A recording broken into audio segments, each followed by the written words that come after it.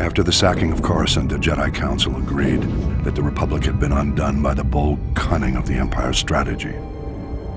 A closer look, however, suggests the sacking of Coruscant was not the crowning moment of the Empire's campaign, but rather a risky maneuver undertaken after all other efforts had failed.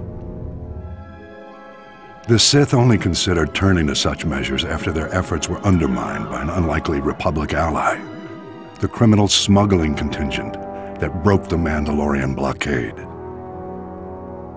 The blockade choked the primary trade route for providing Republic military support to the Outer Rim, and the main hyperlane for bringing raw goods from the colonies to the core worlds.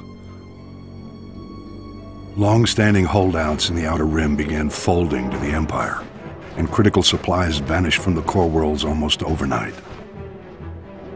As starvation swept through the lower levels of Coruscant, riots broke out planet-wide. Talk in the Senate veered sharply toward complete surrender to the Sith Empire. It was at this critical hour that a Mirialan smuggler named Hylo Visz recognized an extraordinary business opportunity for her and her partners. With the Republic willing to pay any price for raw goods, Hylo's plan was simple: break the Mandalorian blockade. Loading massive freighters with all the goods the Outer Rim had to offer, Hylo and her fellow smugglers hauled their loads to within a parsec of the blockade and stopped still.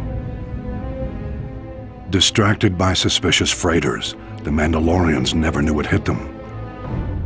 A motley fleet of small starships dropped out of hyperspace and opened fire. A massive space battle ensued. The smugglers' light freighters ran rings around the Mandalorian cruisers. But even so, Hylo Visz and her band were outmatched. Fortunately, Republic Strategic Information Systems was tipped off and starfighters were scrambled from nearby systems. With their assistance, the Mandalorians were quickly overcome. The blockade broken, Hylo Visz brought freighters full of raw goods into Coruscant and walked away with more wealth than she had ever imagined. An elaborate medal ceremony was held in her honor, but Hylo never showed. She was long gone.